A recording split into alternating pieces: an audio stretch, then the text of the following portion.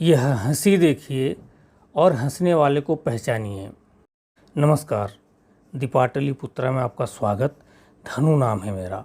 हंसने वाले की यह हंसी माननीय नीतीश कुमार जी, नहीं मालूम कि आपको कैसे लग रहे हैं, ठहाके, अट्टहास या उपहास। लेकिन आपके चाहने वालों को, माननीय पूरे बिहार को, पूरे भारत को, जिसने आपसे बड़ी उम्मीदें कर रखी थीं या कर रखी हैं, कैसा लग रहा है और कैसा महसूस कर रहा है, पूरा बिहार और भारत इसे बयान करने की कोशिश कर रहा हूँ।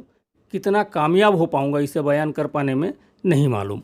2015 बिहार विधानसभा चुनाव में चुनाव प्रचारों के दौरान कोई कहीं से आया था, जाहिर बिहार का नहीं था, बिहार की और बिहार के लोगों की बोली लगा रहा था। जैसे 5,000 करोड़ ले लो, 10,000 करोड़ ले लो, या इतने करोड़ ले लो या उतने करोड़ ले लो, इस तरह की अमाउंट्स के नाम ले रहा था।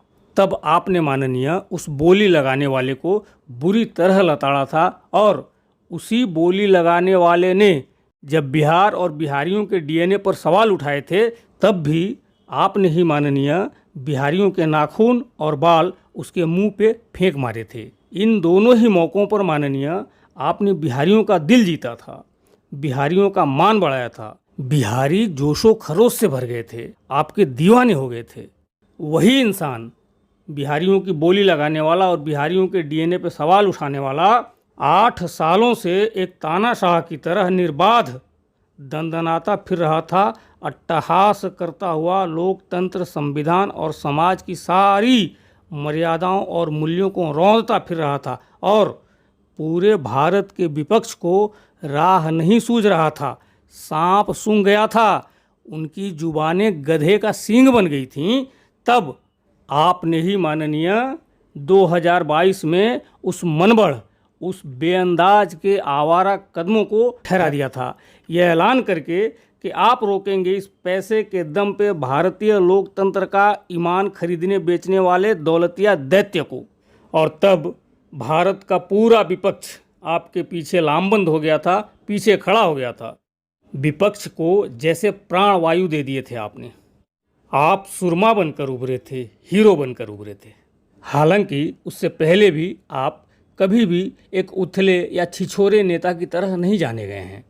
और ऐसा जलवा, यह एजाज, यह सम्मान, यह उपलब्धि आज़ाद भारत में जेपी के बाद, जयप्रकाश नारायण के बाद केवल और केवल आपको ही हासिल है। और यह तमगा, यह मान बरकरार रह सकता है। कुछ नहीं बिगड़ा है, समय बिल्कुल नहीं गया है। लोकतंत्र में एक राजनेता जनता के लिए जीता है, और आप इसकी मिसाल हैं। इसके बावजूद भी किसी की महत्वाकांक्षाएं हो सकती हैं, बात बिल्कुल समझ में आती है। 2019 में आरजेडी और उत्तर प्रदेश की समाजवादी पार्टी के नेताओं ने आपको पीएम का चेहरा बनने और बनाने में आनाकानी की थी, अड़ंगा लगाया था, सो आप वापस बीजेपी के साथ चले गए थे। बिल्कुल आपकी काबिलियत पीएम पद को डिज़र्व करती है। और फिर इस बार 2024 में, मतलब 2022 में इंडिया अलायंस की नींव रख दिए जाने के बाद, जिसके सूत्रधार माननीय आप ही हैं, कई चीज़ें ऐसी हुईं कि जो आपके हिसाब से नहीं थीं, आपके अनुरूप नहीं थीं, आपकी सोच और प्लानिंग के अनुरूप नहीं थीं। बेशक आपकी सोच और आपकी प्लानिंग किसी भी और नेता की तुलना में ज़्यादा मौलिक, ज़्यादा व्यापक और ज़्यादा इफ़ेक्टिव हो सकती हैं। जैसे कि मौजूदा बिहार विधानसभा को भंग करके लोकसभा चुनाव के साथ ही विधानसभा चुनाव करने की प्लानिंग, जिसके लिए आरजेडी तैयार नहीं हुई और बीजेपी भी तैयार नहीं है और ना होगी। बिल्कुल ये अहम मसला है। उन मसलों को छोड़कर कि असमय, बेमतलब, बेवजह ममता और केजरीवाल ने कौन बनेगा पीएम की चर्चा छेड़ दी थी। राहुल गांधी ने जातीय जनगणना का मुद्दा हथिया लिया और तेजस्वी नौकरियां देने का क्रेडिट ले रहे थे इत्यादि, जो कि किन्हीं मायनों में हल्की हरकतें थीं, ओछी हरकतें थीं। लेकिन इन सबसे बड़ा और सबसे भारी आपकी वह विहंगम और दूरगामी सोच है कि आपने विपक्षी एकता का अलख जगाया और उसे ज़मीन पर भी उतारा। भले ही आज आप इंडिया अलायंस में नहीं हैं, लेकिन इंडिया अलायंस है, और यही इंडिया अलायंस इस निरंकुश और उद्दंड सत्ता को न केवल चुनौती दे रहा है बल्कि उसके लिए दुःस्वप्न बन गया है।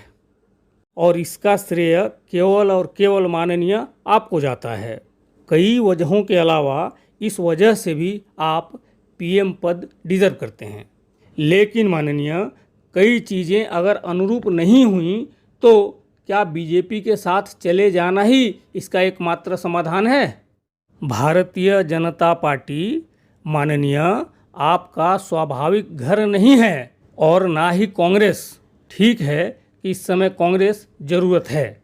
भारतीय जनता पार्टी इस बार आपका शिकार कर रही है और कम से कम आपको डिस्क्रेडिट करके ही छोड़ेगी।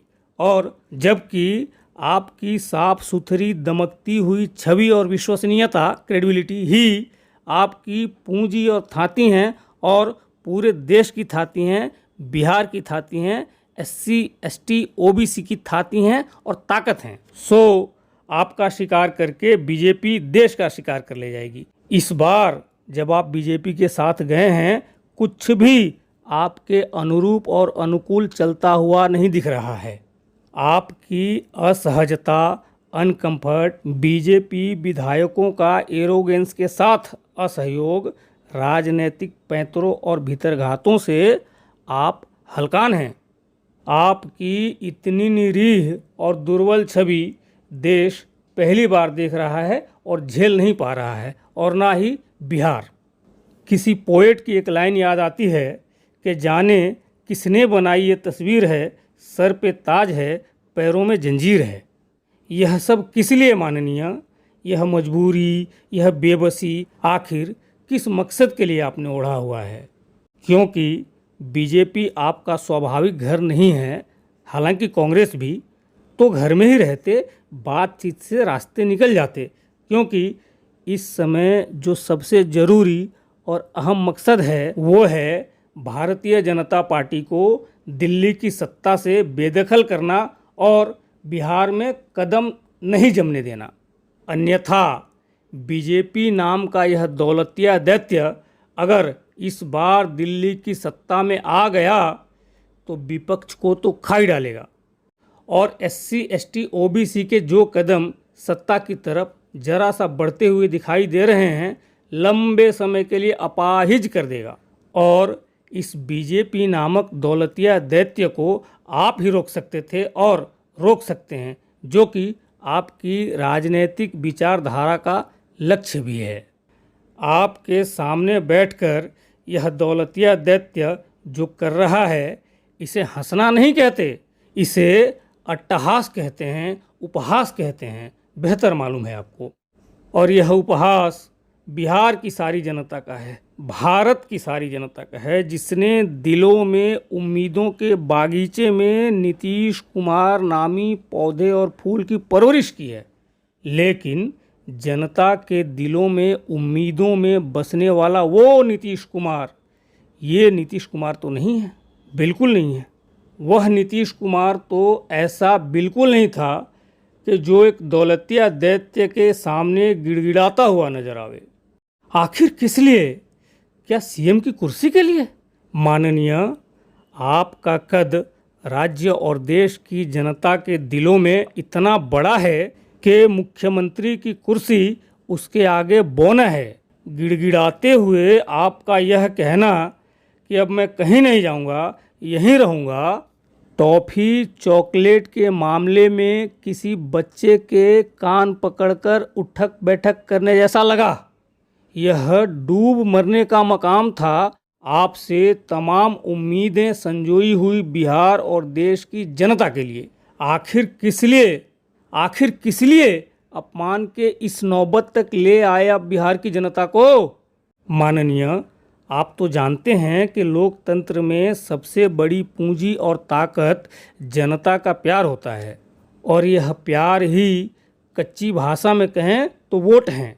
कोई दौलतिया कुछ एक लोग तो खरीद सकता है, लेकिन जनता का प्यार नहीं खरीद सकता, मीन्स सारे वोट नहीं खरीद सकता। माननीय, बिहार मेधा के लिए जाना जाता है। मेधा ही बिहार की पहचान और पूंजी रही है और है इतिहास से लेकर आज तक। किसी दौलतिया के आगे आपका यूं सरेंडर की मुद्रा में गिड़गिड़ाना और उसका अट्टहास यूं लगा कि जैसे बिहार की मेधा को और भावना को किसी ने सोने के जूतों तले रौंद डाला हो।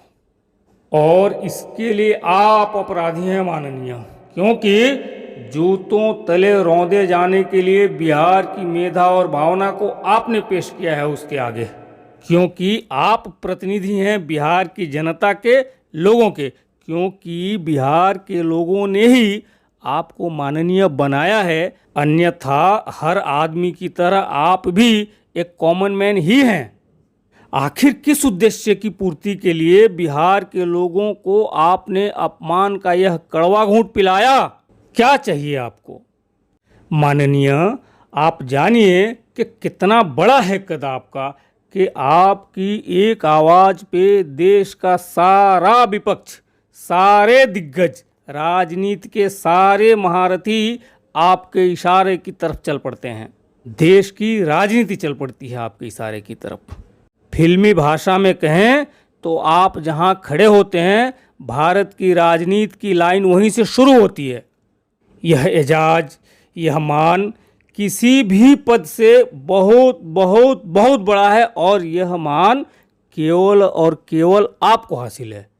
आप माननीय जन कल्याण के लिए राजनीतिक चिंतन और चेतना की मौलिक और बहुत बड़ी लकीर खींच सकते हैं, जो आने वाली पीढ़ियों, आपकी पीढ़ियों और उनकी राजनीति के लिए पैमाना बनेंगी और उदाहरण बनेंगी। किसी दौलतिया को जो सोने के बूट पहन के बिहार की भावनाओं की छाती पे कूद रहा है, गुमान हो सकता है कि वह 150 साल जिएगा, लेकिन आपके बारे मैं यही चाहूँगा कि आप सिर्फ सैकड़ा ही पूरा करें। समय बहुत ज़्यादा नहीं है, बचा हुआ यह थोड़ा सा समय, क्योंकि उम्र के साथ सक्रिय रहने की भी सीमाएं होती हैं, तो बचे हुए इस थोड़े से समय में अगर आप बीजेपी के साथ रहते हैं तो याद कराता चलूं कि अब बीजेपी का साथ आपके लिए उम्र कैद के समान हो गया है। और बीजेपी के साथ रहते हुए अगर आप सीएम भी रहते हैं तो सीएम का यह पद और सीएम की यह कुर्सी आपकी राजनीतिक विचारधारा और उस विचारधारा के उद्देश्यों के लिए उम्र कैद ही होगी, जिसमें जिंदा तो आप भी दिखेंगे और आपके विचार भी आपके साथ ही रहेंगे, लेकिन आज़ाद नहीं रहेंगे, ना तो आप खुद और ना ही आपके विचार। और माननीय, आपको क्या बताना कि जंजीरों से बंधे हुए राजा का क्या मतलब होता है, चाहे ताज उसके सर पे ही क्यों न हो। बीजेपी के नज़रिए से आपको याद कराता चलूं कि बीजेपी आपका शिकार कर रही है, क्योंकि मार नहीं सकती, शिकार को कैद कर रही है और आपको राजनीतिक मौत की तरफ अग्रसर कर रही है। और माननीय, बीजेपी की चौखट पे मरेंगे अगर तो कंधे नहीं मिलेंगे आपको।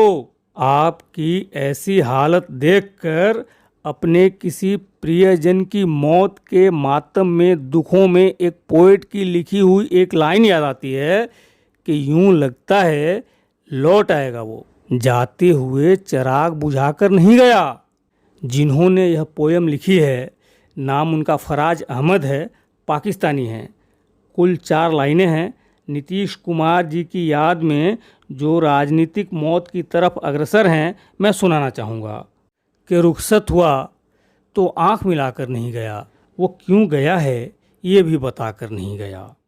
वो यूं गया कि बातें सबा याद आ गई, एहसास तक भी दिलाकर नहीं गया। यूं लग रहा है जैसे अभी लौट आएगा, जाते हुए चिराग बुझाकर नहीं गया।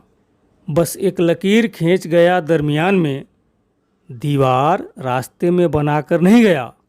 रहने दिया ना उसने किसी काम का मुझे, और खाक में भी मुझे मिलाकर नहीं गया। यह पूरी पोयम 2-4 लाइनें और हैं, यूट्यूब में आप चाहें तो देख लेंगे। बिल्कुल दिलो दिमाग मानने को तैयार नहीं होते कि राजनीतिक पैंतरों और कौशल के नए नए मानक गढ़ने वाले वह नीतीश कुमार प्रतिद्वंदियों के लिए अबूझ सूझबूझ रखने वाले नीतीश कुमार किस हाल में कहाँ पड़े हैं। बिहार राज्य की और देश की जनता आज भी इस उम्मीद में है कि राजनीति की अबूझ सूझबूझ रखने वाले नीतीश कुमार, राजनीतिक पैंतरों के महारथी नीतीश कुमार बीजेपी को धूल चटाकर अपनों के पास, अपने घर, अपनों के बीच लौट आएंगे। इसकी गवाही यह है कि आपके बनाए हुए इंडिया अलायंस के किसी भी नेता ने अभी तक आपके लिए कुछ भी बुरा नहीं कहा है। और माननीय, आपका बनाया हुआ इंडिया अलायंस पूरे दमखम के साथ, पूरी ठसक के साथ ताल ठोक रहा है बीजेपी के आगे। संतानें पिता का घर छोड़कर जाती हैं रूठने पर, पिता घर छोड़कर नहीं जाता। सुना है आप लंदन जा रहे हैं। मैं कोई नहीं होता यह पूछने वाला कि आप किस लिए जा रहे हैं, लेकिन यह जानता हूं कि आप माननीय जब राजगीर जाते हैं तो राज्य और राष्ट्र की राजनीति में बहुत कुछ बदल जाता है। और इस बार तो आप लंदन जा रहे हैं, सो बिहार और देश की जनता उपहारों के लिए इंतजार करेगी। और ये कि इससे पहले कि बीजेपी आपको खत्म करे, बीजेपी को खत्म कर दीजिए। और ऐसा केवल और केवल आप ही कर सकते हैं माननीय। और ये भी कि कोई आसमानों से गिरकर मर जाए तो बेहतर है इसकी तुलना में कि नज़रों से गिरकर जिंदा रहे।